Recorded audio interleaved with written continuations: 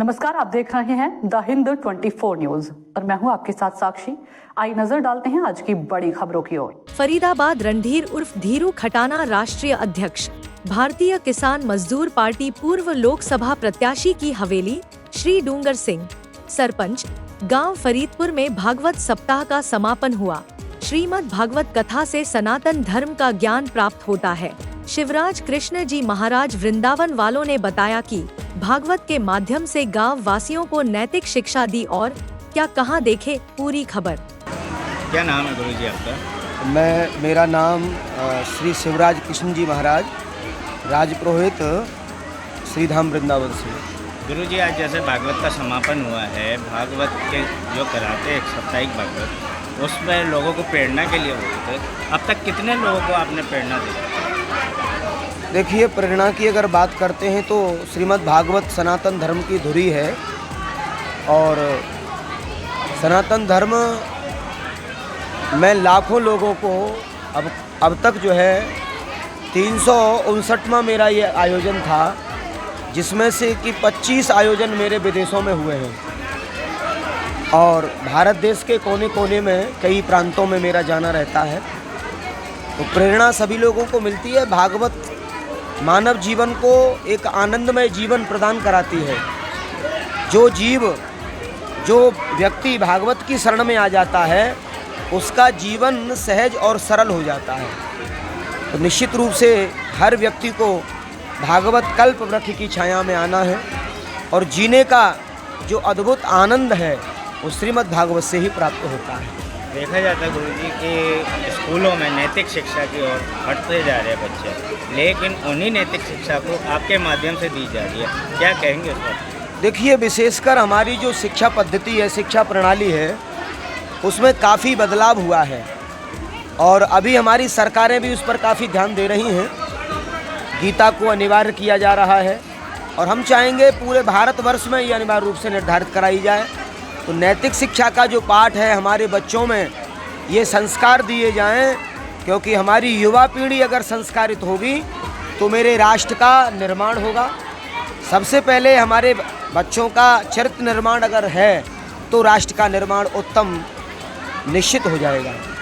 तो ऐसी हमारी विशेष सभी लोगों से प्रार्थना है कि अपने बच्चों को आध्यात्म से जोड़ें, सत्संग से जोड़ें, नैतिकता से जोड़ें और संस्कारों के साथ उन्हें सींचें, एक अच्छी शिक्षा प्रदान कराएं।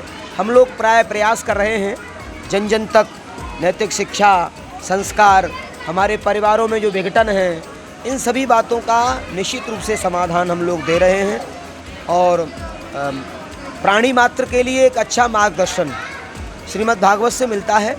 आप श्री धीरू खटाना जी राष्ट्रीय अध्यक्ष हैं किसान मजदूर पार्टी के, उनके बड़े भाई शीशपाल खटाना जी खड़े हुए हैं, परिवार के सभी लोग हैं। विशेष रूप से श्रीमान खटाना जी अब तक 9वीं भागवत कथा यहाँ सरपंच हवेली में इन्होंने कराई है।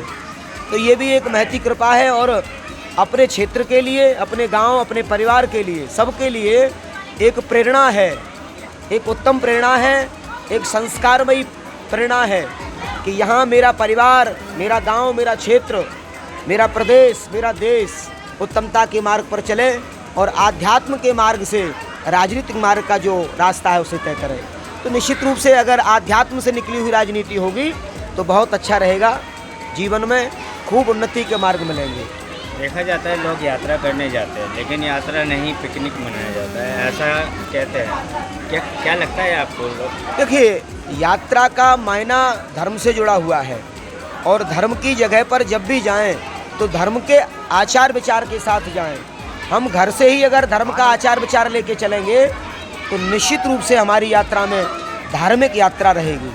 और अगर हम घूमने की दृष्टि से जाएंगे, पिकनिक के भाव से जाएंगे, तो वहाँ जाकर के भी उन्हें राधा माधव के दर्शन नहीं होंगे। कहीं ना कहीं वो भटक जाएंगे और फिर पिकनिक मना के सीधे घर चले आएंगे, कुछ भी हाथ नहीं मिल पाएगा। मेरा आखिरी सवाल जी, इस टाइम वृंदावन में एक बहुत बड़ा मुद्दा गरमाया हुआ है जी, कि जो बांके बिहारी जी का उसके लेकर, बांके बिहारी जी के कपट को लेकर जो बनने जा रहा है, अभी सरकार की तरफ से कोई जवाब नहीं आया, सुप्रीम कोर्ट की तरफ से कोई जवाब नहीं। क्या लगता है आपको, क्या वो कपट बन पाएगा?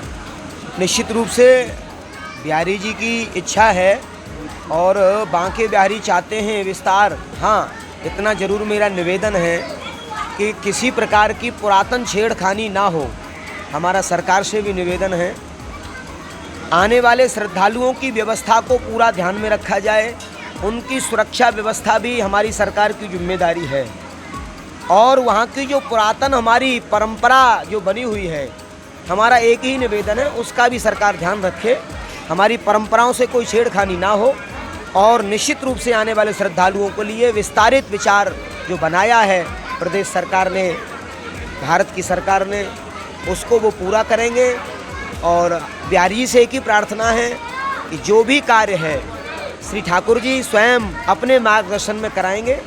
हमें विश्वास है एक अच्छा समय के साथ, अच्छे समय के साथ अच्छी व्यवस्था निर्धारित होगी।